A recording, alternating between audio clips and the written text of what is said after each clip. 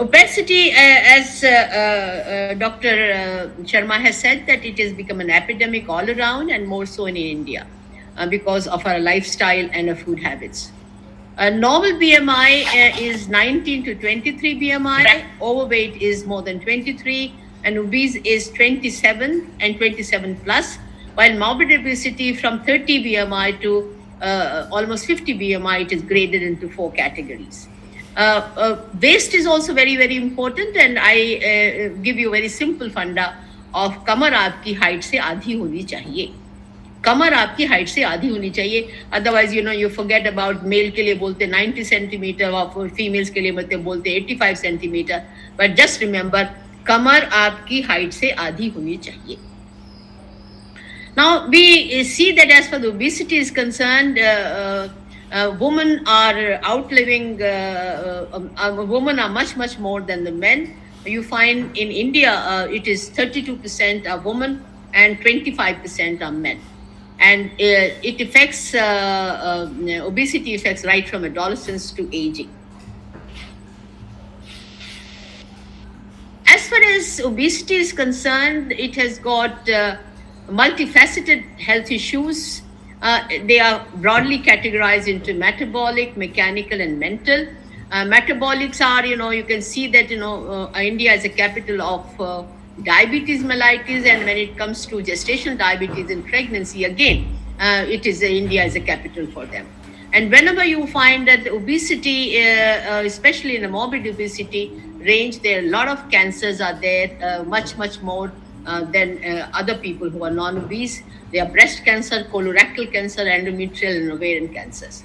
The mechanical factors, हमारे जो घुटने बने वो 50 किलो के लिए बने हुए, और अगर आप उसमें 90 किलो और 100 किलो का वेट डालोगे तो ऑस्टियोआर्थराइटिस तो होगी.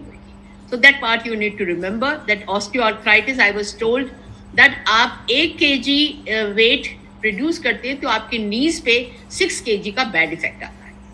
For 1 kg weight gain, you have bad effect of 6 kg on your knees. So you should remember that घुटने हमारे 50 किलो के लिए बने हुए. And whenever we have obesity, हमारी neck छोटी हो जाती है, and then we have a problem of sleep apnea. उसके लिए I think the people can't sleep properly throughout night, and these are the people they remain groggy the whole next day. They have a mental fog, and a whole lot of things are there. They are really miserable souls. यहाँ पे मैं थोड़ा सा ये भी बताना चाहती हूँ कि स्लीप एपनिया के जो कम डिग्री वाले हैं उनके लिए तकिया आ गया, उसको तकिया को लो तो आपकी आधी प्रॉब्लम सॉर्ट आउट हो जाएगी. एंड मेंटल में these are the main causes for depression and anxiety already in our country. This number is approaching 50% whenever a woman is infertile and she's obese, all the more it is there. So I just wish to highlight that all of us are gynecologists. We see rampantly cases of PCOD, infertility, and as far as urinary incontinence in menopause and perimenopausal age is also concerned, it is also related to obesity. If you decrease your weight, all these symptoms are curtailed to a quite large extent. Now, association between PCOS and obesity has been there. A systemic review of 58 studies involving 86,000 adults from 24 countries have said the significant positive association has been seen between obesity prevalence and the PCOS prevalence.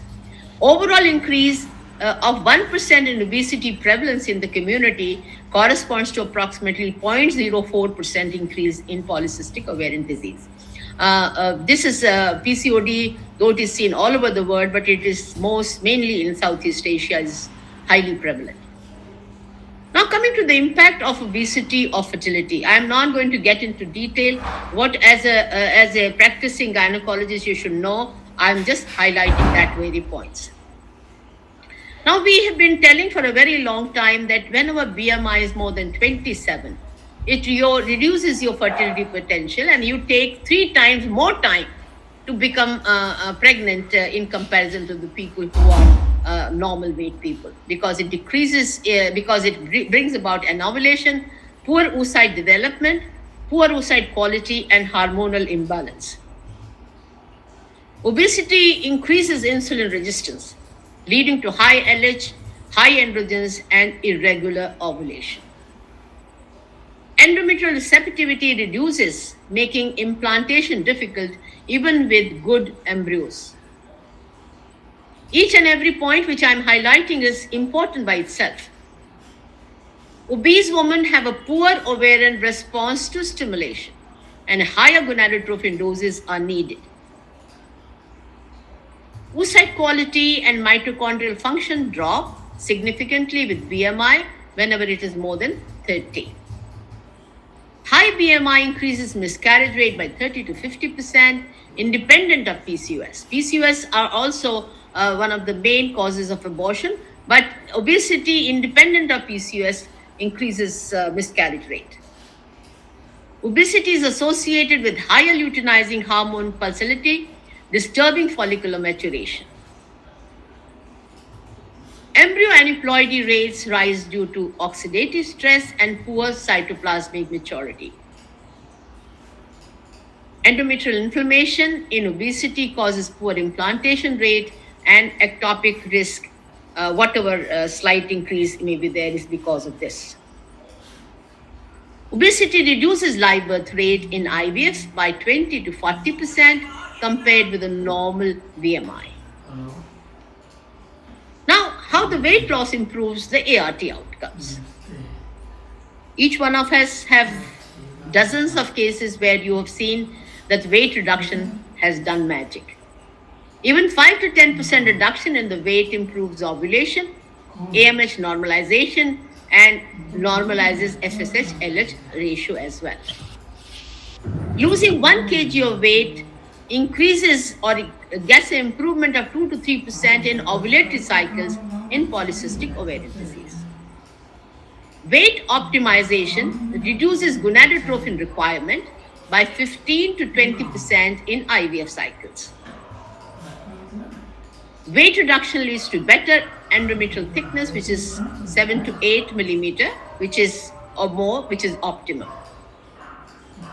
Weight loss improves live birth rate by up to 40% in women with BMI more than 30.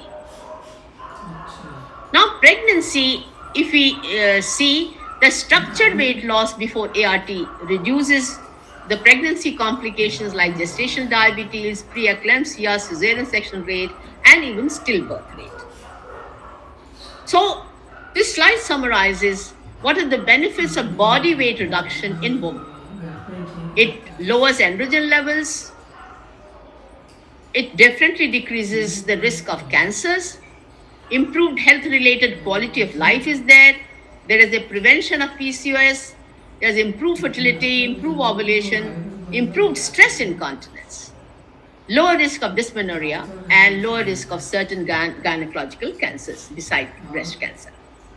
Now, I will talk about obesity and pregnancy because all ART experts have to also manage pregnancy after ART. Maternal obesity in pregnancy, is the baby at risk? It definitely negatively influences the child health both at birth and at long term, altering fetal metabolism in the long term basis, increasing future risk of obesity and metabolic diseases, affecting regulation of appetite and fat storage in offspring, and increases the risk of obesity, metabolic syndrome, and cardiovascular disorders later in life. Now, the risk associated with maternal obesity in pregnancy. You find on the maternal side the same thing which I just now mentioned, gestational diabetes, gestational hypertension and preeclampsia, pelvic pain during late pregnancy, obstructive sleep apnea, postpartum complications are much more in this, especially the depression, delayed onset of breastfeeding, life risk, cardiovascular risk are there in this group, and the life risk of metabolic disease in future like type 2 diabetes, insulin resistance, and hyperlipidemia is there. As for the offspring is concerned, they are prone to more stillbirths and neonatal deaths. Congenital anomalies are definitely increased in case when you plan pregnancy, if the HbA1c is not less than 6.7. These babies have problem of macrosomia on one side and IUGR baby on the other side. Obese mothers definitely have a risk of prematurity. These babies require admission in neonatal care ICU. There is impaired postnatal growth, and the neurodevelopment disorders are many.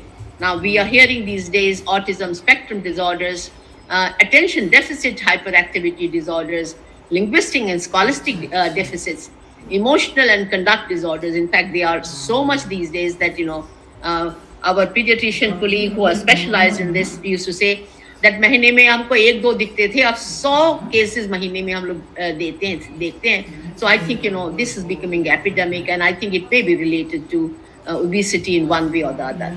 And the asthma problem is also seen in these patients, and these children are prone to obesity and related problems. Now, coming to the obesity treatment. Now, obesity treatment targets appetite regulation in brain. जो हमारी behavioral therapy along with nutrition and exercises, it helps to moderate behavioral response to external and the internal cues. As far as pharmacotherapy is concerned, it influences signaling mechanism in appetite regulation. And the bariatric surgery, we all know, alters the gut-brain neurohormone axis. Now, this particular slide I saw the other day, Dr. Poonam had presented that, she said whenever we have dedicated weight loss by modifying the nutrition medical therapy and incorporating physical activity and psychological intervention, which is called a behavioral change, brings about maximum 3 to 5% weight loss. When the people who are morbidly obese, we used to always say to them that, you get your bariatric surgery done, agar aapko bachcha chahiye.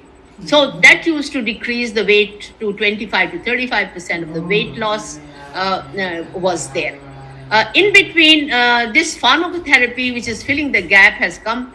This is supposedly brings about 15 to 20% weight loss. The treatment gap exists for those patients who do not respond sufficiently to lifestyle and behavioral intervention, and who are also not keen for bariatric surgery at all. Such patients need additional options for treatment. Used appropriately, effective prescription drugs could potentially help to fill this particular gap and bring about the weight loss of 10 to 20%. Now, medical management of obesity before ART, what we have been doing it now and what is present. Dietary prescription is that you give high protein, low glycemic diet. हमें high protein करना है, but at the same time हमें glucose को कम करना है. And in fact, when we say this, people say, "Doctor, खाएं क्या?" So this is what you need to have. You have to have a little intervention and a talk with the dietitian. She will ask, what is your what you like, what you do not like, and she will tailor it. Basic idea is that you decrease your calories by 500 to 700 calories per day deficit if you do it, and it will bring about the changes in a very big way. Emphasize on vegetables, whole grains, and lean protein. These millets and plenty of fruits and vegetables and lean protein are wonderful keys for this therapy. It avoids sugary. You have to avoid sugary drinks and ultra processed food. Ultra process food तो जो भी चीज factory से होके आती है उसको आपको खाना नहीं. और दूसरी चीज ये है कि plain water is the best water. Now, exercise prescription is very, very important. Diet alone is not going to do magic. 150 minutes, that is 30 minutes per day, moderate aerobic exercise, you have to do it. 2 days आपको strengthening exercise करनी पड़ेगी. Otherwise, at my age, you realize sarcopenia cannot be avoided at all. People talk about high intensity interval training, HIIT. Even 20 minutes, 3 times a week gives the fastest metabolic improvement. Various kind of things are available now, and in a group it can be done, and it will bring out magic effect. Now, metformin, especially in PCOS, we have all seen that it reduces weight modestly, lowers insulin resistance, improves response to ovulation induction. So this we have been knowing, all of us are knowing that metformin does magic. The similar way, myo-inositol and chiro-inositol combination of 40:1 also decreases weight loss and restores ovulation and improves oocyte quality. I have not had much experience with this because I definitely believe anything which has not come in the guidelines, I prefer not to use those drugs.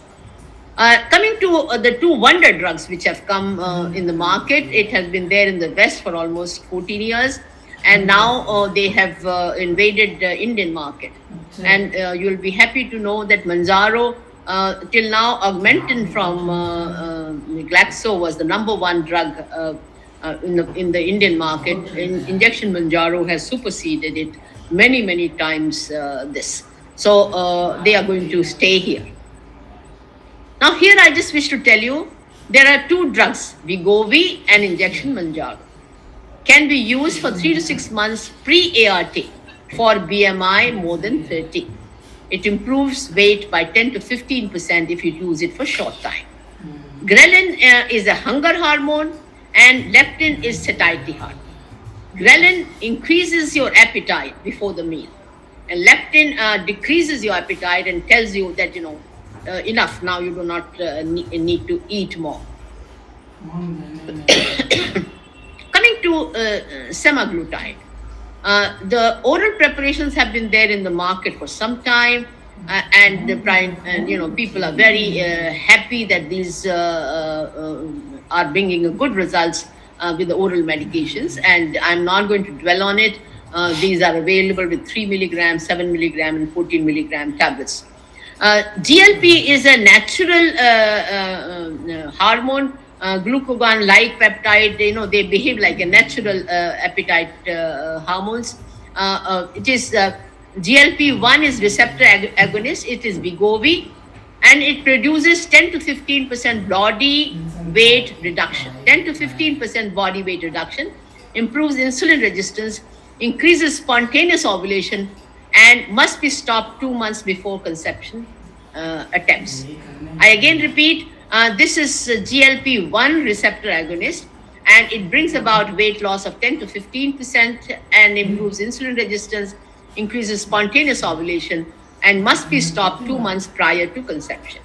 Now, tomorrow, that is 21st, Ozempic will be launched pan-India, and Wegovy is for weight only, for excessive weight.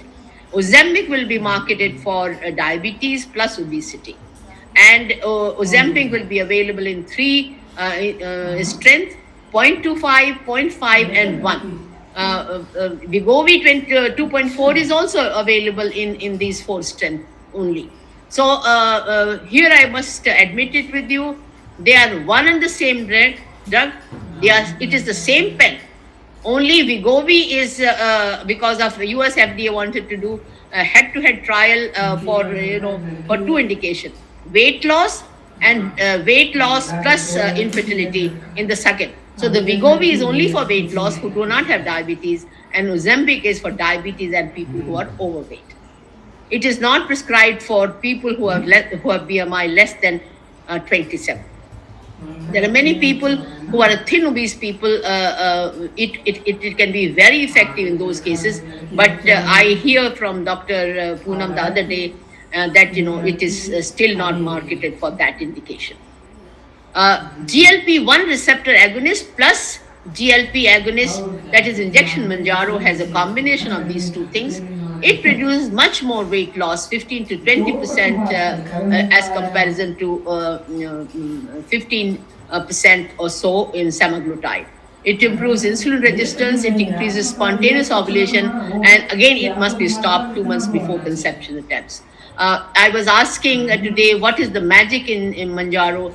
Beside acting on appetite hormones, that is leptin and ghrelin and leptin, it acts on the fat tissue of the, directly has action on the fat cells of the body. So that's why the reduction in body weight is much more than that. Now, injection Ozempic, which is GLP-1 receptor agonist, and injection Manjaro, which is GLP-1 receptor agonist plus GLP-1 agonist. How do they work? They work by first there is a decreasing the appetite. It increases, there is a slow digestion. In fact, this is the main thing. आपको ऐसे लगेगा कि पेट मेरा भरा पड़ा है, and पेट भरा पड़ा है तो वो फिर the person does not like to eat anything. Even the food, the good food is in front of it. He says, no, my tummy is full. I don't want to eat. And the 5 cases which I have little experience, I find this is the main thing. They feel full all the time. That's why the appetite increases. It also increases insulin from pancreas. So the sugar is tackled, and it also decreases the sugar production from the liver also. So it has 4 or 5 actions which bring about the weight loss and the sugar control.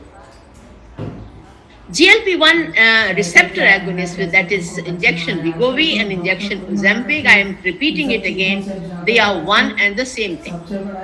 The drug inside the pen is same in both. It is because of the US FDA wanted, the study should be done. That's why they marketed it in 2 names.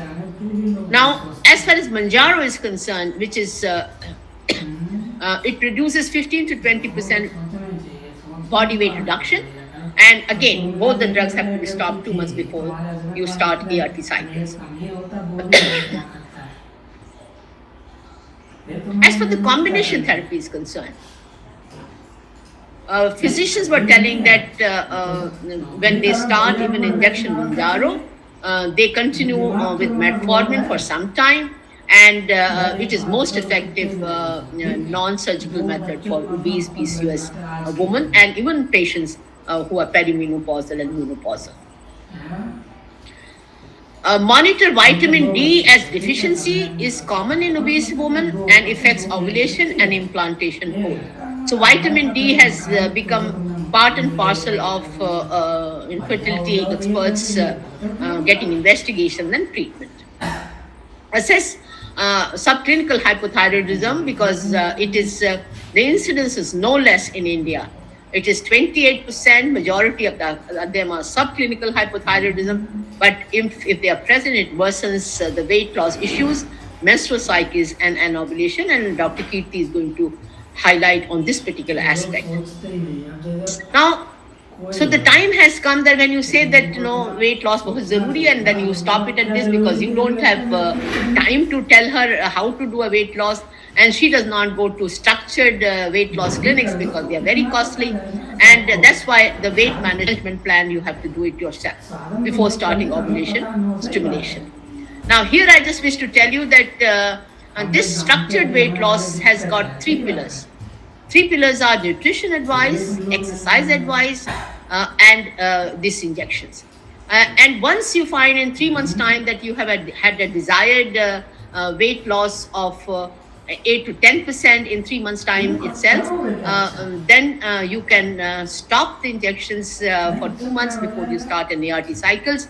But this nutrition and lifestyle changes, that is exercise, will see her through in a very normal way the whole process, and having optimizing the good results as far as the IVF is concerned, and even post pregnancy pregnancy follow-up, the outcome is also going to be great. Now I heard the other day Dr. Poonam telling that these 3 months you can stop the drug for 10 days or so, and you can do the pickup. And after that, when you have to do ET, the patient must be there, 3 months treatment she must have completed, wait after that for some time, and then you do ET in such patients. Again, I will ask Dr. Poonam to make a comment on this. Surgery, and she was also telling that not only patients of ART, but whenever patients of surgery who are fat patients, they have to go for surgery. You have to stop these anti-obesity and anti-diabetic drugs for 1 or 2 weeks to avoid GIT problem which happen in pregnancy, in post surgery. Vomiting ज़्यादा होगी, distension ज़्यादा होगा, तो because of the retention of the food whatever you have taken. Now coming to the bariatric surgery and ART, I'm going to be a little brief on this. Bariatric surgery is considered for BMI more than 35 without comorbidity, and BMI of 30 with metabolic disease. For India, it is 27 with one comorbidity and 32 without comorbidity. When medical therapy fails to have an optimized weight loss and a diabetes control. Now, best pediatric surgery procedures for fertility are the sleeve gastrectomy, which is done in 90% of cases, and in 10% you do gastric bypass surgery. Weight loss after surgery is to the tune of 20 to 30%.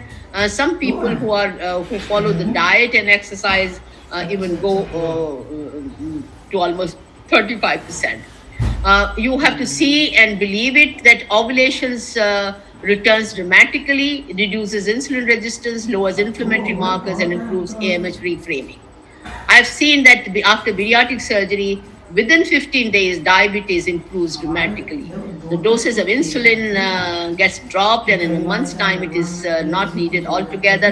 Then these people are there on oral drugs, and you find that in case if you're really serious with your nutritional lifestyle, it does wonders.